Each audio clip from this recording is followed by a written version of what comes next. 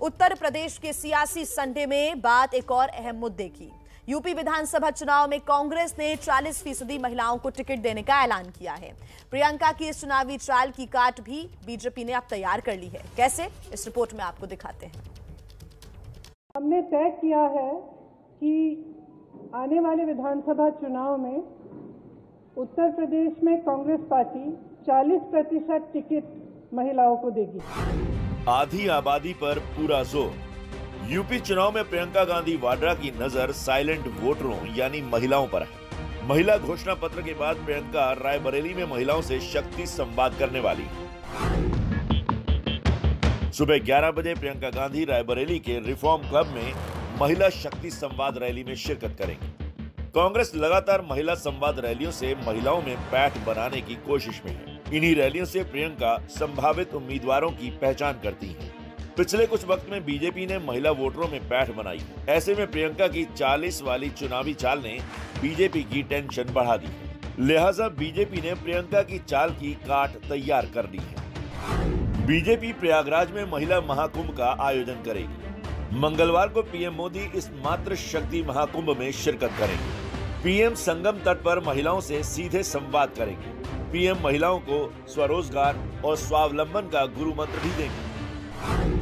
बताया जा रहा है कि बीजेपी के इस महिला महाकुंभ में यूपी के 75 जिलों से करीब 2.5 लाख महिलाएं शामिल होंगी। इन महिलाओं को प्रयागराज तक लाने के लिए 8,000 से ज्यादा बसों का इंतजाम किया गया है। 60,000 महिलाओं को एक दिन पहले ही प्रयागराज लाकर अलग अलग जगहों पर ठहराया जाएगा।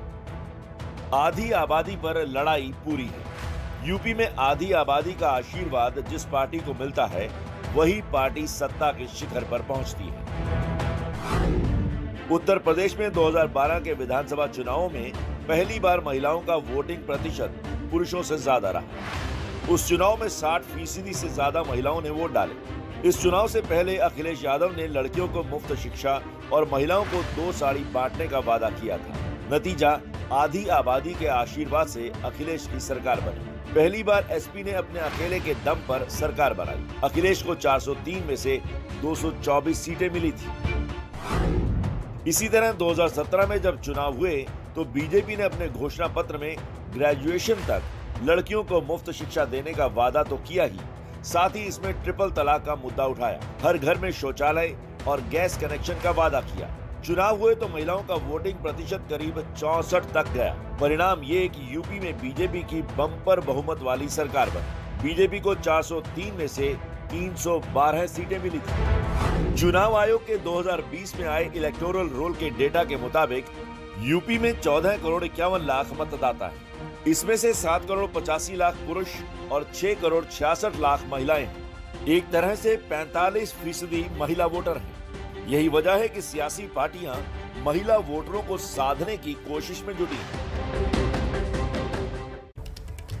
यूपी में विधानसभा चुनावों को लेकर रैलियों के साथ साथ सड़क पर शक्ति प्रदर्शन का दौर चल रहा है। कांग्रेस ने प्रतिज्ञा रैली निकाली तो अखिलेश विजय यात्रा का रथ लेकर मैदान में उतर गए।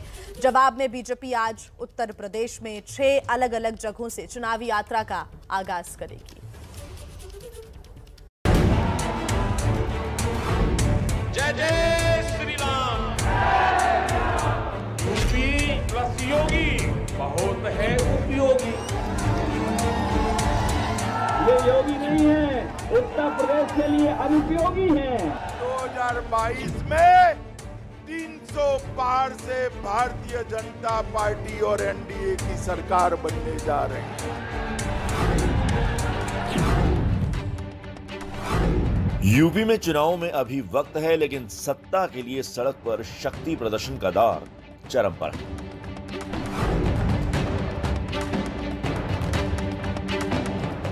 अब इसमें कूद रही है बीजेपी। बीजेपी आज यूपी के 6 अलग अलग जिलों में जन विश्वास यात्रा की शुरुआत करेगी। इस शक्ति प्रदर्शन को सुपरहिट बनाने के लिए बीजेपी ने पूरी प्लानिंग तैयार की है। यूपी में जन विश्वास यात्रा की शुरुआत करेंगे बीजेपी के राष्ट्रीय अध्यक्ष जेपी नड्डा। नड्डा दोपहर 1 बजे अंबेडकर नगर में जन विश्वास यात्रा को हरी झंडी दिखाएंगे, जो काकोरी में समाप्त होगी। दूसरी यात्रा यूपी के मथुरा से होगी। इसका उद्घाटन प्रदेश के मुखिया सीएम आदित्यनाथ करेंगे, जो बरेली में समाप्त होगी। तीसरी यात्रा झांसी से शुरू होगी। इसका शुभारंभ रक्षा मंत्री राजनाथ सिंह करेंगे। इस यात्रा का समापन कानपुर में होगा। चौथी यात्रा बिजनौर के बिदुरकोटी इलाके से शुरू होगी। इसका शुभारंभ केंद्रीय मंत्री नितिन गडकरी करेंगे। कई जगहों से गुजरने के बाद यात्रा रामपुर में समाप्त होगी। वहीं पांचवी यात्रा बागी बलिया से शुरू होगी। इस यात्रा को एमपी के मुख्यमंत्री शिवराज सिंह चौहान हरी झंडी दिखाएंगे। इसका समापन बस्ती जिले में होगा। छठी यात्रा की शुरुआत गाजीपुर से होगी और समापन अमेठी में किया जाएगा। इस यात्रा को अमेठी की सांसद और केंद्रीय मंत्री स्मृति ईरानी हरी झंडी दिखाकर रवाना करेंगी। इस यात्रा के शुभारंभ से पहले गाजीपुर लंका मैदान में स्मृति रैली को भी संबोधित करेंगी।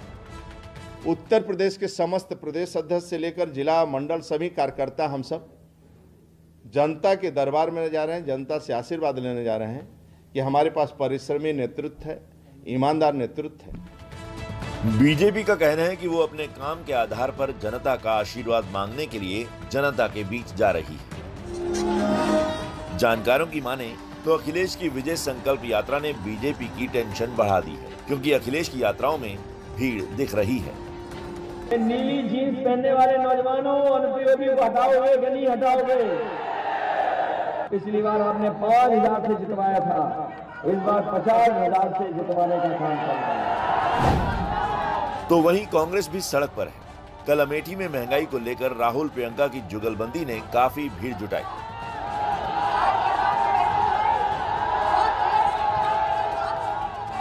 इससे पहले भी प्रियंका कांग्रेस के लिए प्रतिज्ञा यात्रा निकाल चुकी है।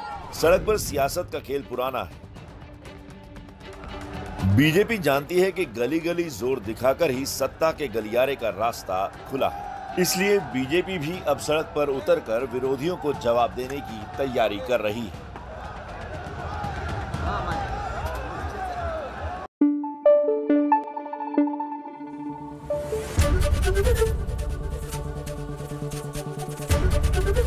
एबीपी न्यूज आपको रखे आगे।